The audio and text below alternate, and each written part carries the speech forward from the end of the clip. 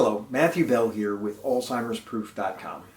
Today I'd like to talk about 5 different factors that are relevant to paying for long-term care. A couple of caveats. I am not a lawyer. I can't give legal advice. I am not trying to give financial advice to anybody. I do have a license to sell insurance products, life insurance and long-term care products, but I cannot give specific recommendations without gathering background information, and it's not a one-size-fits-all kind of thing. So this is for general and informational purposes only, and if you want tailored recommendations, you would need to consult a professional in a competent field in your area.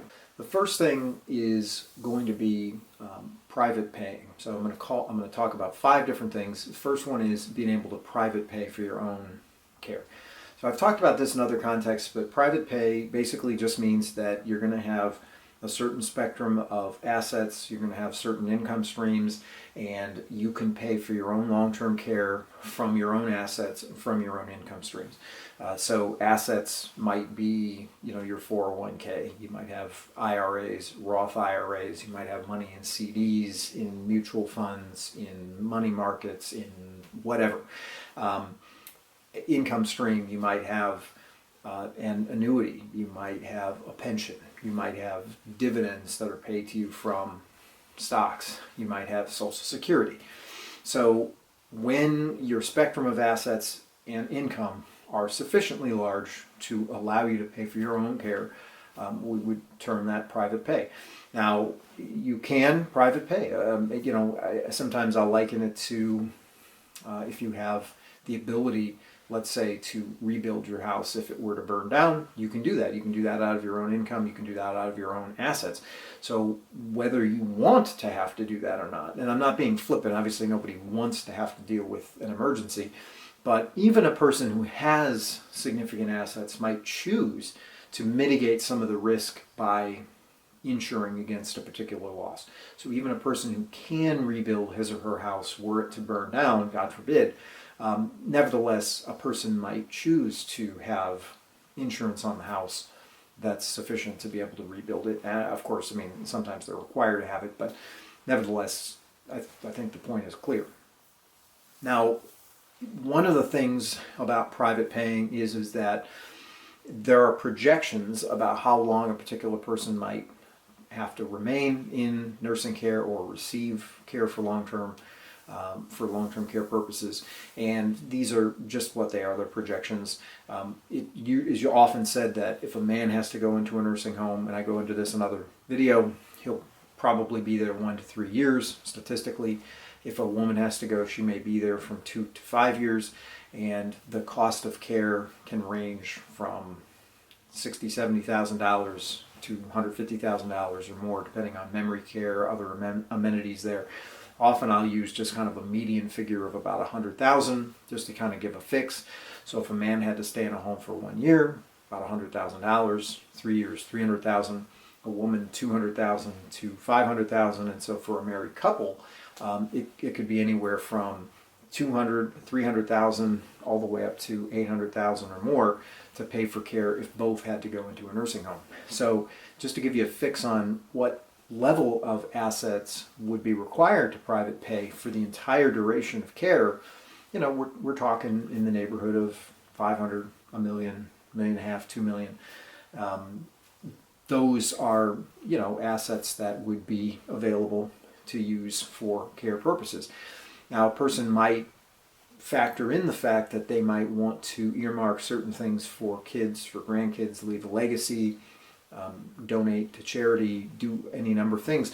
And even if one spouse has to get long-term care, if the assets and income are redirected or depleted, then the survivor, even if he or she does not end up needing long-term care, him or herself, will affect their retirement plans and so on. Now, the second factor is going to be Medicaid.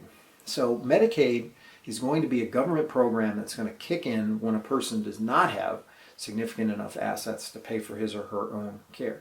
Medicaid is not to be confused with Medicare. Medicare is a government program also, but it is designed to basically provide health care for retirees, for seniors, and the like of this.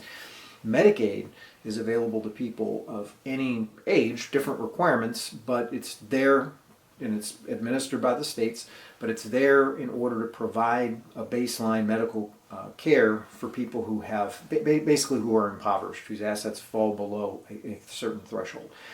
So if a person doesn't have assets or income enough to pay for long-term care, in many cases Medicaid is going to be the thing that is going to be the go-to. Now, if a person has, let's say they have $100,000, and the projection is that they may be in a nursing home for 1 or 2 years. Let's say they have $100,000 in a 401k. Well, 401k is going to be a taxable vehicle. So let's suppose that this person is over the age of 59 and a half, so there's no penalty for withdrawing money. But let's also suppose that the taxes they're going to have to be paid when you take a distribution. So if you have $100,000 in your 401k and your care costs $100,000, you're not going to have enough to pay for all of your care because the $100,000 you pull out of your 401k is going to be taxed. So I'm not going to get into the rates of these or anything like that. It's going to be very much dependent on your circumstances. In some cases, if you have money, let's say in a Roth, and you are younger, there are certain exceptions that you can get money out without a penalty if you're younger than 59 and a half, first-time home buyer, and that kind of thing. Nevertheless, the point that I'm making is if a person only has $100,000 and they're going to need care for 1 or 2 years, they're probably going to have to go through what's called a Medicaid spend down. So a Medicaid spend down basically occurs when a person who has meager assets takes those assets, pays for his or her care until the assets are depleted to a certain level, and then Medicaid will kick in. Now, I am incompetent to give specifics, and again, this is administered by the state. You're going to have to find a Medicaid expert. Sometimes it's a lawyer. Sometimes I had an occasion in our local area here where lawyers referred us to a particular guy who was not a lawyer because he had he had kept up on Medicaid and was the expert. So you really need somebody who knows how to write a Medicaid application, how to calculate the spend down, and how to coordinate everything. But in general, basically, the Medicaid spend down is where you take the assets that you have and then you reduce them to a level that's acceptable for Medicaid. Now, there's a couple of drawbacks. It's a government program, so it's available positively for people who are in need of care but can't afford it. So it's a kind of a safety net. But there are drawbacks. Certain nursing homes are going to have certain subset of their population that's Medicaid bed.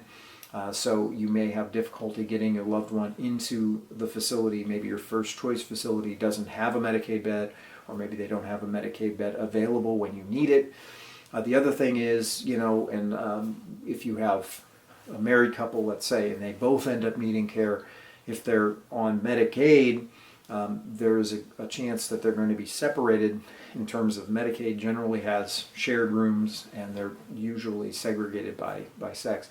So whether, if you're thinking about cognitive impairment, this may not be noticed, but if we're thinking about qualification for long-term care based upon lacking 2 out of 6 of the activities of daily living, and I go into that in another video, but that can just be a physical enfeeblement.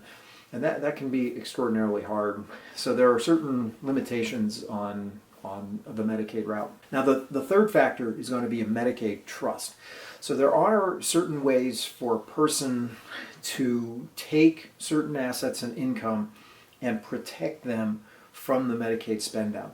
Now this is going to be, again, fraught with peril, has to be done correctly. You're going to need to consult with a competent attorney or expert in your area. But the idea of a Medicaid trust is that it's possible for a person to segregate some portion of his or her assets and allocate those or earmark those for, let's say, for kids or for some other purpose without those being countable for Medicaid. So there's an important word in Medicaid spend down or Medicaid assessment for eligibility, and that's going to be countable. So certain assets are countable, certain ones are not countable. So whether an asset is countable or not is going to weigh into whether or not a person is Medicaid qualified. Now, a couple of basics in trust. So first of all, a trust is basically a legal, let's call it a legal relationship, where somebody gives property or assets or something to the trust, and the trust is then set up for the purpose of benefiting some entity or individual, and somebody also is going to be the person who is entrusted, literally, to oversee the use of those assets or property for the benefit of the trustee. For the benefit of the beneficiary, and that person is called the trustee. So any trust has these three elements. A grantor, somebody who gives property or assets to the trust. It's going to have a beneficiary, or the person or entity for whom the trust is set up. And the third is going to be the trustee. And a trustee can be a person's entity that is empowered or authorized to oversee the assets on behalf of the beneficiary, right? So many different kinds of trusts. There's a special needs trust, for example, that might be set up if you have a son or daughter who has some kind of a cognitive impairment or other disability. Then you might set up a special needs trust where you anticipate dying before your son or daughter, and you want to give certain assets for the use of their care, but you know you won't be around, or at least you suspect you won't. And furthermore, maybe the son or daughter is not competent. Like you could take, $1 million and put it into their bank account, but they're not competent to handle money, or they're not trustworthy in the relevant ways. And so you instead put the $1 million into a trust, and you appoint a trustee, and then there's a successor trustee, somebody who will take over in the event that the primary trustee dies or whatever. And then this trustee is going to see that the money in the trust is used to benefit your son or daughter. There's also a living trust. The living trust is kind of an interesting case, because in that case, you might set up a living trust. Let's say you're married, you and your spouse might set up a living trust for yourselves initially. So you would be the grantors. The beneficiary for that trust would be the husband and wife, and you guys might be co-trustees from the get-go. The benefit of it is that down the line, when one of you passes, the trust itself will provide continuity for ownership of various assets and property and avoid probate. So again, lawyers would have to draft this, but the Medicaid Trust is another kind of a trust, and the idea there is that certain subset of property or assets can be placed into this trust, and that they then won't be countable when a person is evaluated for Medicaid eligibility. Now, there's a couple of important things to keep in mind. There's many things to keep in mind, I should say, but a couple of things that I'll mention here. The first is that there's a difference between a revocable or a revocable trust and an irrevocable or an irrevocable trust. So in an irrevocable trust, you can't sort of take back the property that you've put in place. Whereas in a revocable trust, you could. So if I'm the grantor of property in a revocable trust, then I can put that property or asset into trust, and then I can say, I take it back, right? But in an irrevocable trust, once the property is in the trust, then the grantor no longer has any access to that asset, that property. And that's an important distinction, because Medicaid, if the trust is set up in a revocable way, Medicaid typically counts that as an asset against the person who's qualifying for Medicaid, because they have access to that. Whereas in an irrevocable trust, there's a higher likelihood, if it's set up in other ways correctly, that asset may not be countable. And again, you'd have to consult with a lawyer to really get into the details of that. But there's also a difference between income and principal. So a Medicaid trust may still pay an income. So you might pay into a trust, and the trust might disperse income payments to a person. So a Medicaid trust can still disperse payments to a person who's Medicaid qualified, without that person being able to access the principal that is generating whatever the income payout is.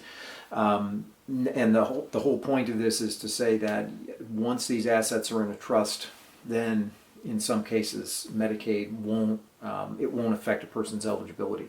Now, another relevant factor in Medicaid spend downs, and I should just mention this briefly, is what's called a look-back period.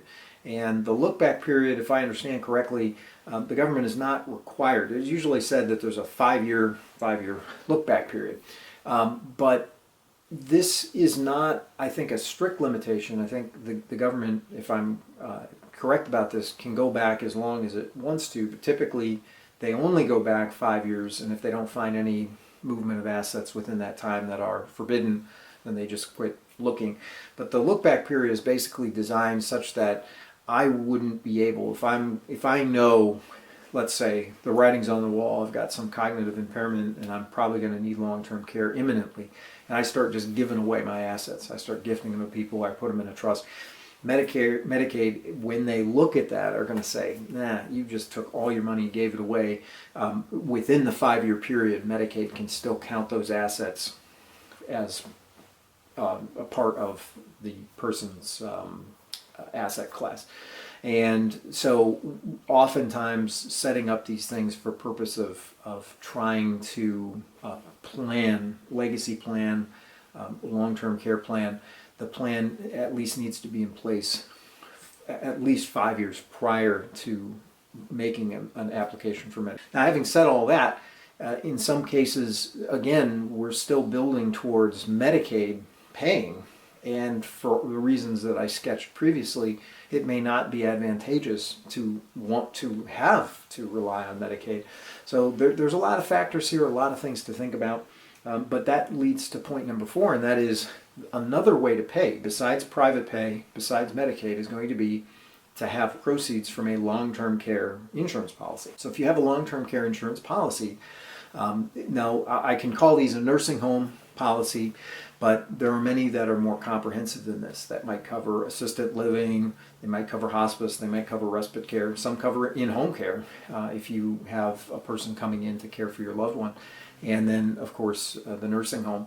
And the way that these policies work is you would pay premiums in if you are underwritten and deemed acceptable in terms of a risk.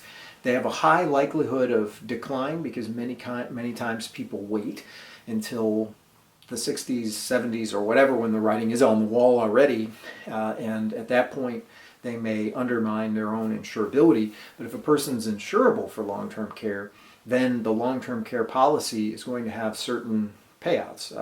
It's oftentimes, not all policies are structured the same way, but many are indemnification policies where they will pay back money that's spent for purposes of a person's long-term care. Oftentimes they'll talk in terms of a daily benefit, they'll talk in terms of a monthly benefit, and a maximum, let's say, lifetime benefit. So, you know, if the nursing home cost is $100,000 over the course of a year, then that's going to be roughly $8,300, $8,400 a month, which is going to be roughly $275, $280 a day. So if you have a policy that's capable of paying $275 or $280 a day, and let's say you have you can get policies that'll last, let's say, 1 year, 3 years, 5 years, 10 years. There are different ones for different companies. But let's say you have a 3-year policy that pays out $275 a day, and it turns out that you're in a nursing home for 2.5 years. Well, then that policy is capable of paying basically all the cost of your being in that nursing home. Sometimes people will get what's called an offset policy. An offset policy, or is a policy basically that is going to help reduce the financial burden on the family without eliminating it entirely. So let's say you have a pension, and the pension is paying you $4,000 a month, but your care per month costs $8,400.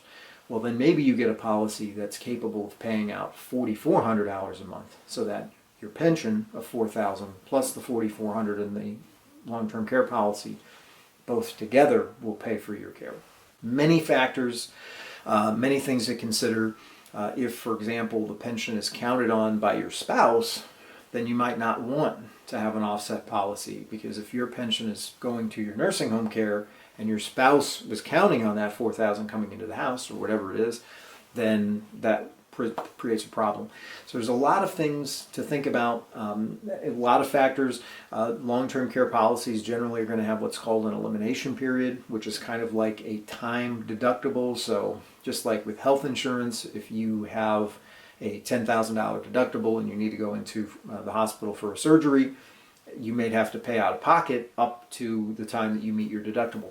So with a long-term care policy, if a person has qualified for long-term care, that is, they lack either 2 out of 6 activities of daily living, or they have some cognitive impairment that requires their constant supervision, then the long-term care policy in principle will pay out as soon as they've served their elimination period. And the elimination period could be literally anything, but generally it would be something like 30 days, 60 days, 90 days, 180 days, or something along the lines of this.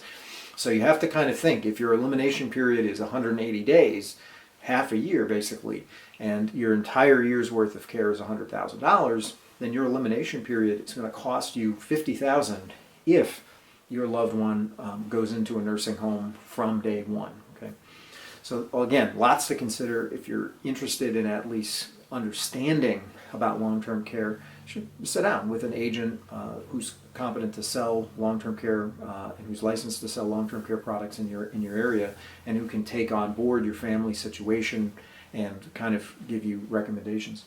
Now, some people, I'll get to the fifth point, some people don't like long-term care because of the prospect of paying in and never needing it.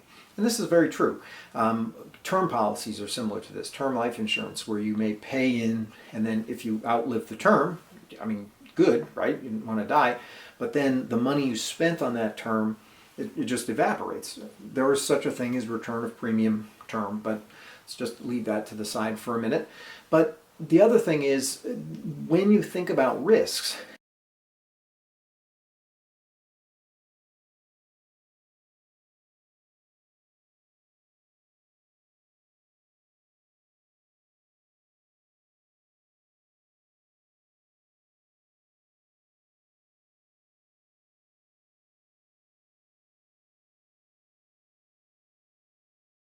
you might pay into it for years without having ever to file a claim for total destruction of your vehicle or for total destruction of your house. And that's probably a good thing. But at the same time, the risk for long-term care may be the same. You may never actually need to have the policy, but the risk is significant to a point where some people estimating it might say it's 30% risk, 40, 50, or higher. I'm not going to comment on the numbers or the accuracy of the statistics, except to say that these are higher percentage chances than that your house is going to burn down by many estimates, or that your car is going to get destroyed. So some people think it's a safe bet to at least put some money toward long-term care. But nevertheless, the fifth thing is life insurance.